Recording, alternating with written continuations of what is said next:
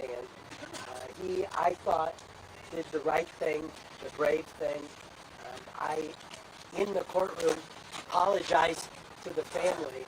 I have seen something that I've never seen before, where a DA's office who basically hired for a head of victim services somebody who was absolutely at odds with everybody behind here, and then gave them no support whatsoever, and then traumatized them again by throwing what I only consider to be a foreign picture up on the screen without warning, by the way, that I would have been chastised for if I did it as a defense lawyer.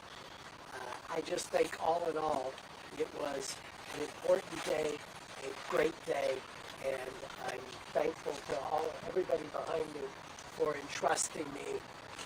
And thankful to Cliff Gardner who ran away.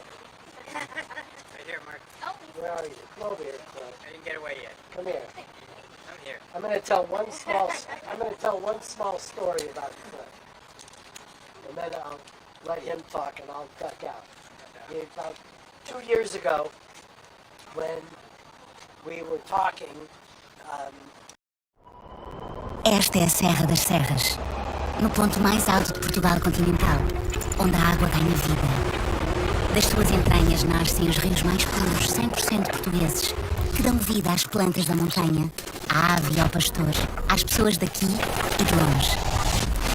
Somos a água das águas, brotamos da serra em estado puro e cristalino, porque somos nascente, tudo pode começar connosco.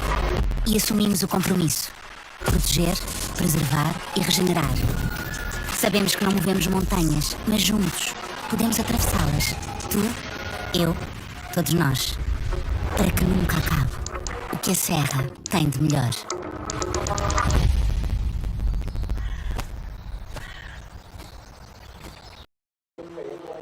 And they'll all talk. And thank you all for paying attention.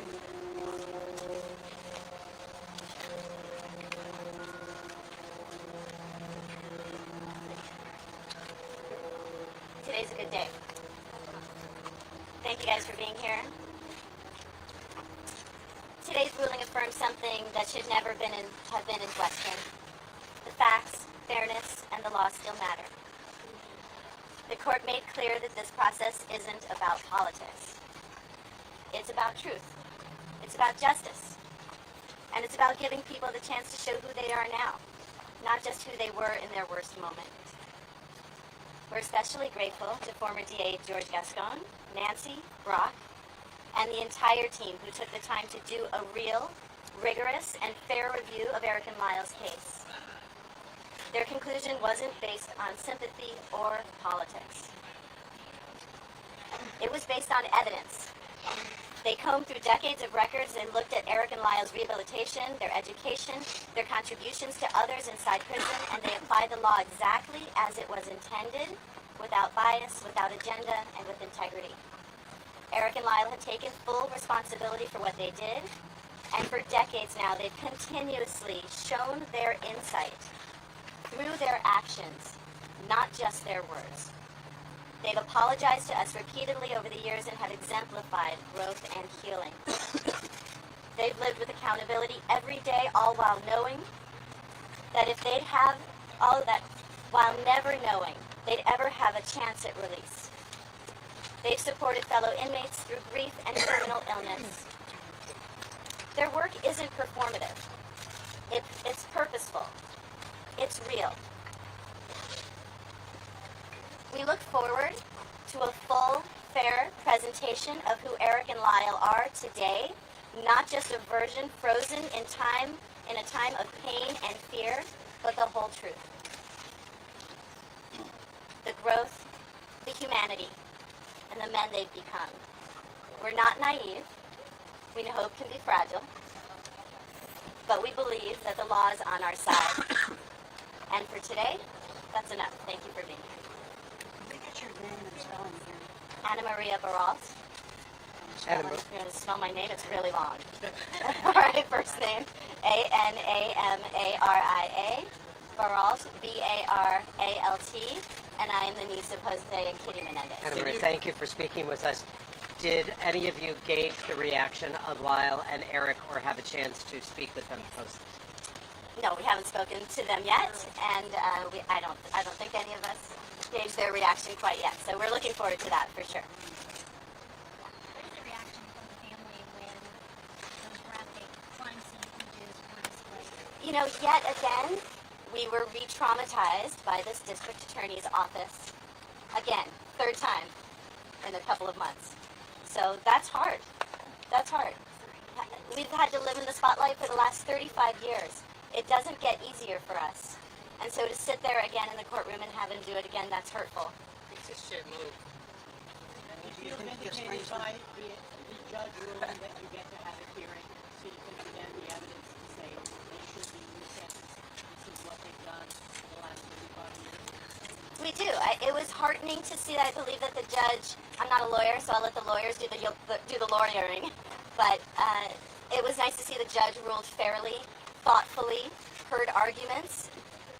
There was one glaring lie told by the DA's office today, and that's that his presentation was only 2.5 hours long. It was not. It was much longer than that. So for sure they got their point across, and the judge still ruled in our favor. So And when and if you get a chance to speak before the court on Thursday or Friday for you and other relatives, what is it that you will say to the judge to try and convince him that Eric and Lyle Menendez should be free? we get to talk about who they are as people. We get to talk about their growth. We get to talk about their expressions of remorse and their rehabilitation. So we're all looking forward to that. Is it growth in prison or normal activity? I'm not sure I understand the question. Like their growth in prison or is it? Well, they've spent the last 35 years I understand that. incarcerated, so certainly they've grown anyway, right? They're not kids anymore, they're adults, but they have gone way above and beyond any expectations. If they were black, would they have been given the same right? Yes, they would have. I believe that they would have. Esta é a Serra das Serras, no ponto mais alto de Portugal continental, onde a água ganha vida. Das suas entranhas nascem os rios mais puros, 100% portugueses, que dão vida às plantas da montanha, à ave e ao pastor, às pessoas daqui e de longe. Somos a água das águas, brotamos da serra em estado puro e cristalino, porque somos nascente, tudo pode começar connosco. E assumimos o compromisso: proteger, preservar e regenerar. Sabemos que não movemos montanhas, mas juntos podemos atravessá-las. Tu, eu, todos nós, para que nunca acabe o que a serra tem de melhor.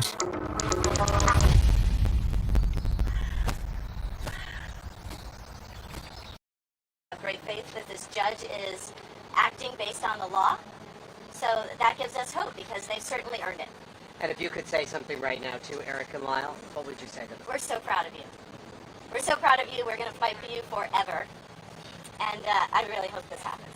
Maria, what do you want to say to the district attorney? Because I know that the family has felt the DA has to listen to the family, has to pay attention to what Eric and Lyle have done for the last 35 years, and listen to your argument.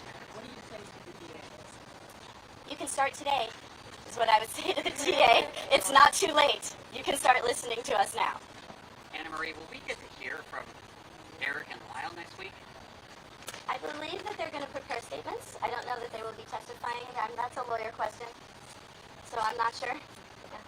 Well, I was just thinking because, you know, the prosecution is basically saying their whole issue is that they believe they haven't accepted full responsibility.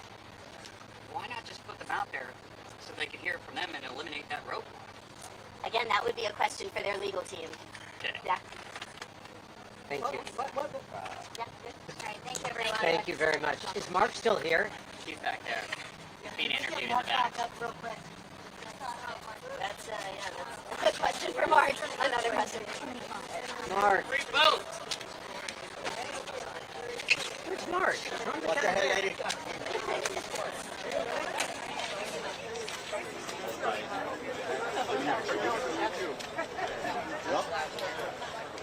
Mr. Lunsford.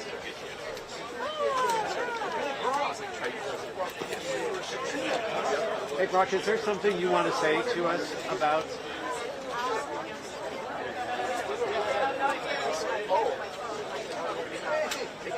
Brock, could you come on up?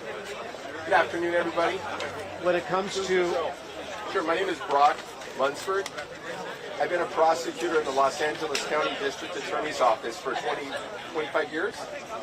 When I co-wrote the petition that was just litigated, I was the assistant deputy of the post-conviction litigation division with Nancy DeBurge. We filed it according to law. We did our thorough research. We did our thorough preparation. We filed a legal document. This wasn't political. This wasn't an attempt to gain an advantage of some sort. It was simply following the law. This is something we've done many, many, many times on other cases with other defendants.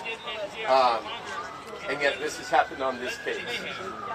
On Monday, Ms. DeBurge and I filed a lawsuit suing Nathan Hochman in the County of Los Angeles for retaliation and harassment, as well as defamation for what has occurred to us as a result of us doing our job on this case.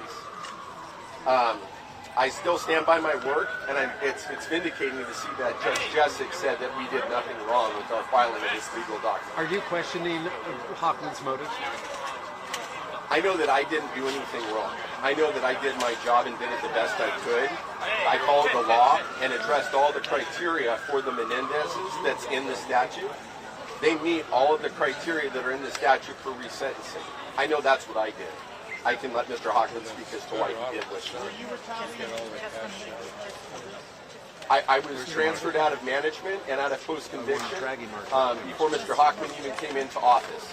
So as soon as the election was won, 2 weeks later I was told that I was out of management and out of the post-conviction area.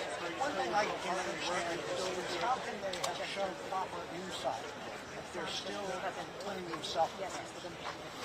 The thing is in the statute, Frank, there's nothing that says they need to show insight. This is something that has been sort of adopted into the public arena, and there's nothing in the statute that says that their insight is necessary for them to be resentenced.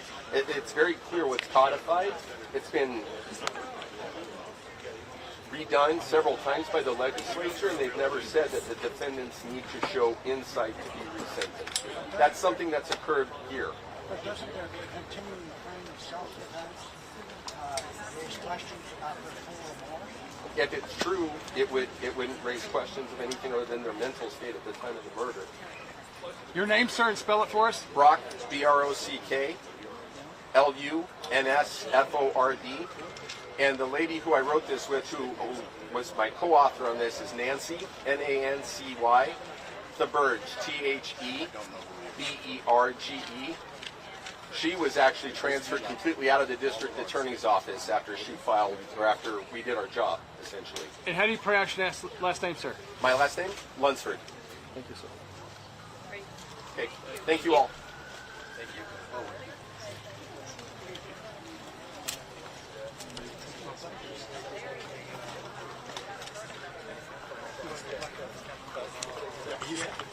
Yeah, he's cleared out now. Yep, we should get it.